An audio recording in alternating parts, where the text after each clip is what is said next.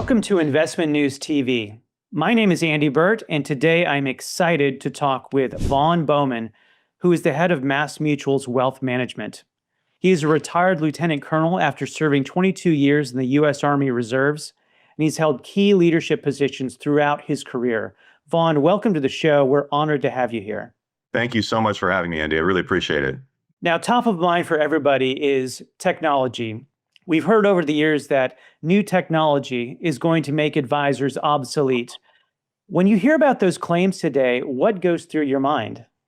Well, I'm fortunate enough, or old enough, I will say, to have seen a lot of technological change in my life, particularly in finance.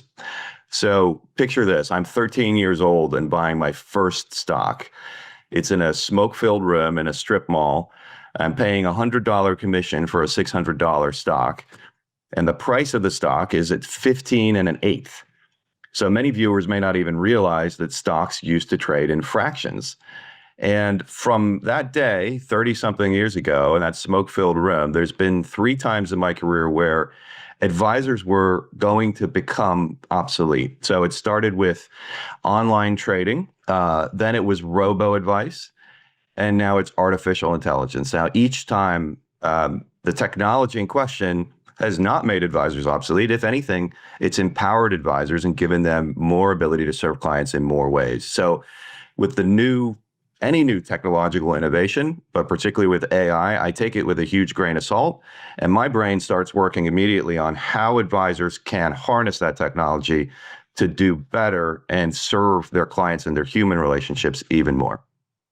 Thank you. And from your perspective, why do you think clients continue to put such a premium on human advice, no matter how advanced the technology becomes or how many options that they have available to them? Well, Andy, I think it's 2 things. One is really immutable human nature. For thousands of years, that's how we've done business with each other. And even though you and I are sitting here talking on Zoom and people are watching us on the internet, these are all very new technologies. Fundamentally, it's not that different from, sitting around a table and talking face to face. And so that element has not changed. Now, here's the other thing. While technology has changed and advanced rapidly, our world has too. The complexity of our world, and particularly the complexity of our financial world, the product innovation that's happened, the market disruptions that have happened, the legal and regulatory disruptions that have happened, are pale in comparison to anything that's happened in the technology space. So when you take those 2 things together, it's no surprise at all why the premium on human advice continues unabated. Thank you. And you've mentioned how fast things can move. And you've been through some fast changing environments as well, both in the military and in financial services. So my question for you is, how have those experiences shaped the way you think about innovation and even uncertainty? That's right. I was an intelligence officer in the U.S. Army, and I was trained there to be skeptical of everything, trained to be really careful. But I was also exposed to incredible technological evolution. Some of the technology that I used overseas that was highly classified 20 years ago is now in use by hundreds of millions of Americans on a daily basis. So for me, that's made me really humble and really open-minded about how things work today in wealth management, and for advisors could be very, very different tomorrow from how they work today. Thank you for that perspective. And I would imagine that you've had access to some of the most innovative tools and technologies that we've seen. And there's certainly no shortage of resources that advisors can access. So could you share an example of how tools such as Luminary or InvestNet or A360 have made life easier for advisors and ultimately help them spend more time deepening those relationships that are so critical? I think it's such an important, using technology and the various tools that are out there is such an important element of helping advisors with their practice. And like you said, helping them deepen relationships. A huge part of my time at MassMutual and my focus has been on how we can use technology to make advisors' lives easier. And that really requires, in many cases, integrating best-in-class tech from multiple different places. The example that most recently comes to mind is the way in which we improved our investment advisory account opening process. because we integrated processes between our core tech platform, Advisor 360, like you mentioned, and InvestNet, who we use for portfolio management. So through integrating these two processes, we actually ended up giving our advisors and their staff significant time back in their day where they can use that time now to be more efficient in their practices. And that's just one example of how we use technology to make advisors' lives better. Thank you. And one of the keys with implementing technology is you have to be able to measure things. So, what measurables can be used to determine if your philosophy and your model are working and resonating within the field?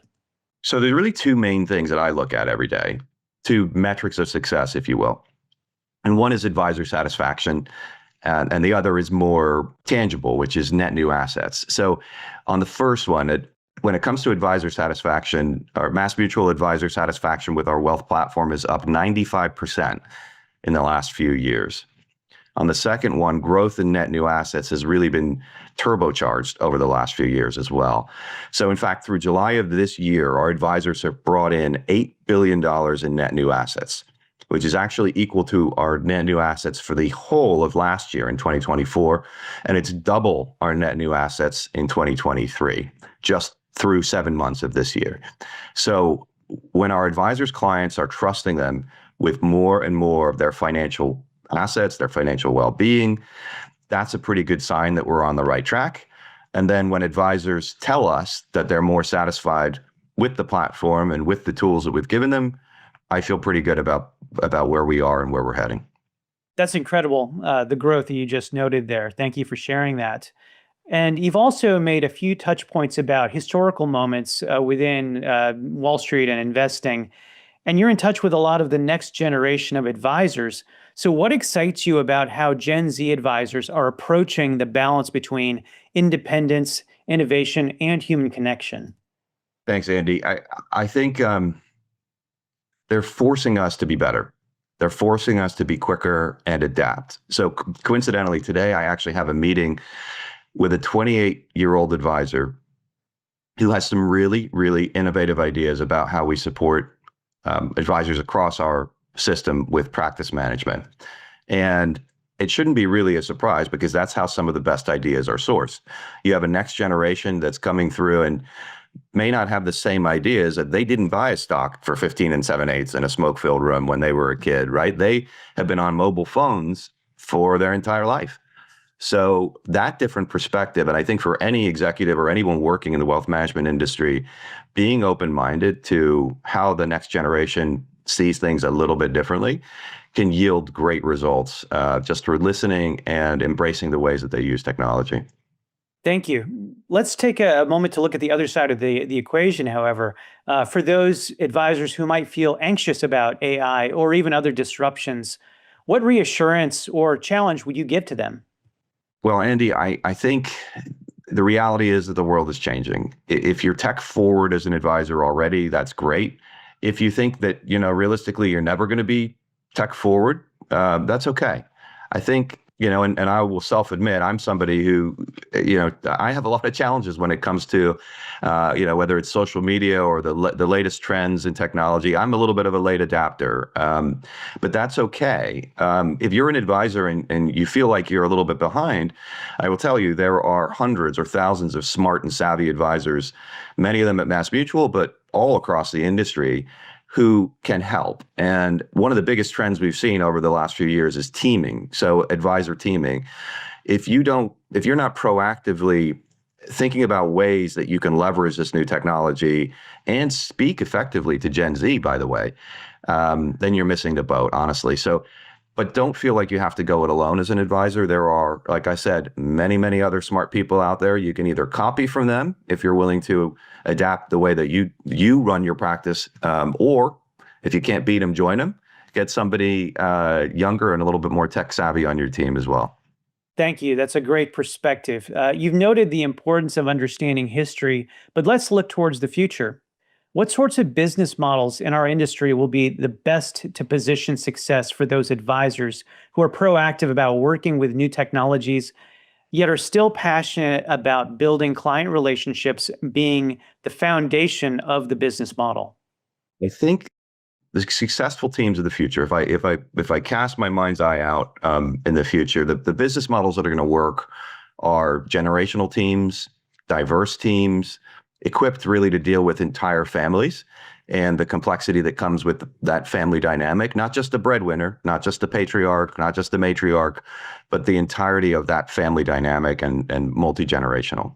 And a platform, obviously, that can support them with the tools and technology to do that.